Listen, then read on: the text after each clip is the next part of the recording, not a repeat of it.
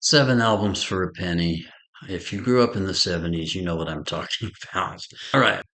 These are going to be the first seven albums that I remember getting when I joined the Record Club of America. Yeah, back then, they weren't fooling around.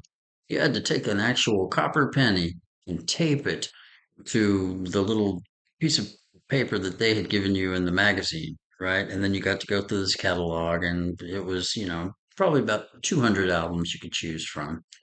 And so this is about 1973, maybe. I'm about 9 years old. I had already been collecting records. I had my kind of kiddie collection had a lot of Disney and things like that, but I was huge into David Cassidy, man. I wanted to be David Cassidy. The Record Club of America, you would get your seven, and then you were locked into, I guess they would send you one selection of the month. And so, my dad, man, he got really pissed off when he found out that he was going to have to pay for all the albums. But my first album, and this is still one that I love to this very day, and a band that I love so much, and you can see it on your screen there. It's Steely Dan, Countdown to Ecstasy. This is one of my favorite albums.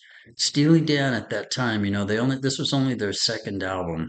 The first one kind of had that, it still had kind of a rock, a little bit of grunge in the guitar.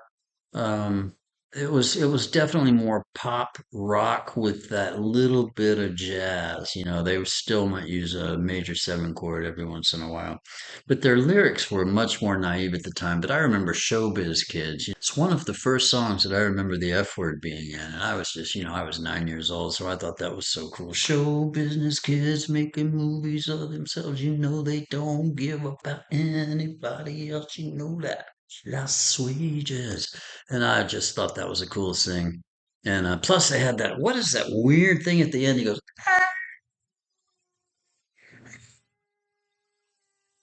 it's like really dissonant vocal harmonies at the end where they're kind of darn it, darn it, darn it, darn it, darn. Jeff Skunk Baxter's out there just getting down. And man, that's such a great record.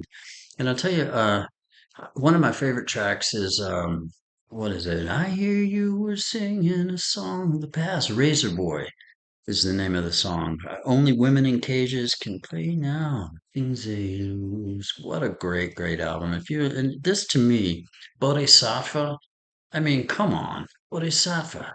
Just the intense musicianship. Because I became an enormous Steely Dan, followed them through their entire career. Was lucky enough to see them in about 2017. But another thing, this was before they really went.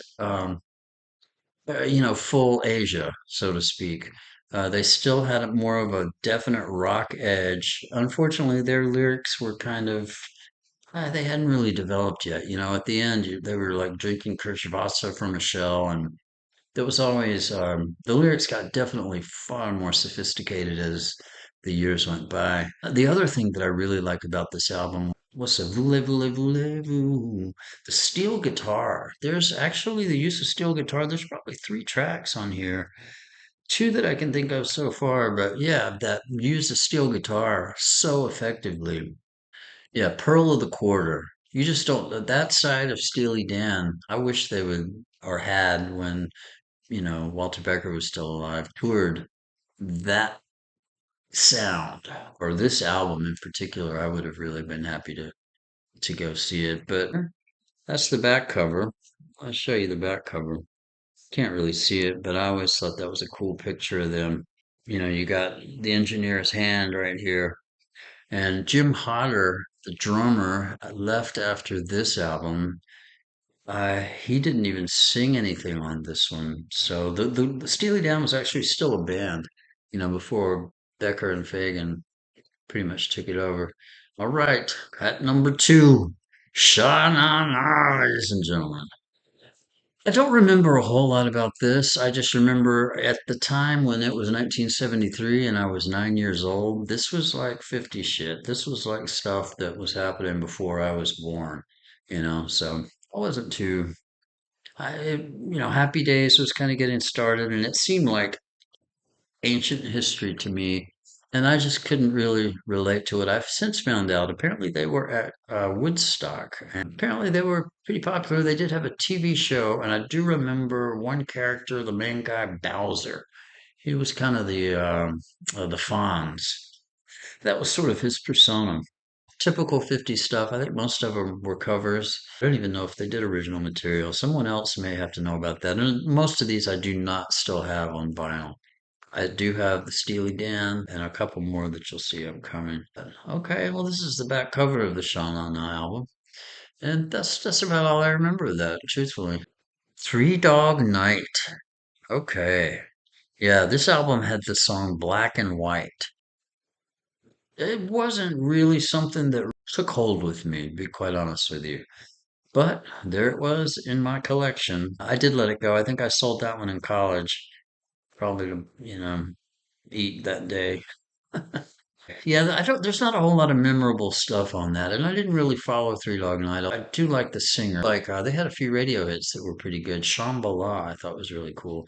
But they're quintessential 70s. But they had the cards inside too. It was called Seven Separate Fools. And that's something that I've also noticed. There's three of these albums that are related to either the tarot or the fool or the joker. Okay, so this will be the first one. Apparently, the cards that were in there were the band members sort of in the theme of the Joker or the Fool Tarot card. I wish I still had those cards. I saw them on eBay for I think they're 25 bucks right now. So that's not so bad if you're into that. Okay, so that was the back cover, and there's a picture of the cards right there. So I don't know if you can see that, but so there's another one. All right, ladies and gentlemen, here we go. Everybody had this record, but I was 8 or 9 years old, and I was kind of, I guess, probably one of the only kids that had this album. I didn't know anyone that really was into Led Zeppelin at that age. I shortly thereafter got heavy into Elton John, and that was sort of what people were listening to, in school and that kind of thing. This album blew my mind. I'm a little kid. I'm 8, 9, right? I'm sitting in my room and I'm hearing, listen to the way you move. I was like, what in the hell am I listening to? That voice, man, it's just like, it was crazy. Really good memories with that. It was just otherworldly, for sure.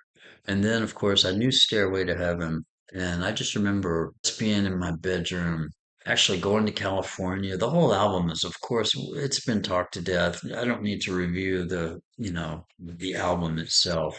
My memory was just, this is some heavy, heavy music, and I just couldn't wrap my mind around that voice. And back then, I don't know who remembers Cream magazine.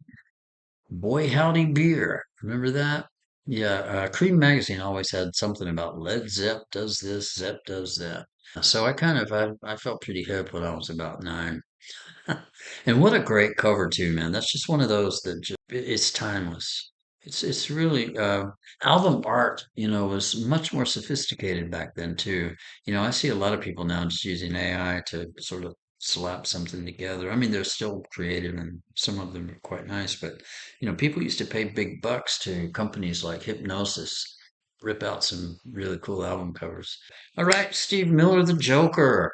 What a great album. Shabada do ma ma ma ma. Shabada do ma ma ma ma.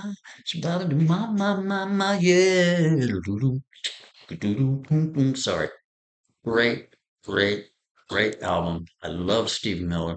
He did get he went a little sappy a few albums after this. I did like Fly Like an Eagle, Book of Dreams. I think it was the one after that where he kind of started, or what, Abracadabra. It's a pretty good album in its own way if you kind of understand that it is what it is, meaning it was, I wouldn't say disco, but it was definitely his attempt to sort of change with the times. One of my favorite Steve Miller albums also is number 4. And of course, Steve Miller was kind of famous for not showing his face. And that was a pretty smart move on his part because he could get away with being out in public and not be harassed. I still don't know if I would recognize him if I saw him in public. I mean, I know what he looks like, but he's just one of those people that his enjoys his anonymity. But I just was really hit hard by there's a couple of live tracks. Come into my kitchen. Won't you come into my kitchen? Yeah, 'cause it's going to be now. He's really, really, really good. What is he talking about when he's what is a pompatus? I don't know if anybody. I'm gonna have to look that up. I just remembered how much I don't know about what the hell he was talking about. But it was good stuff.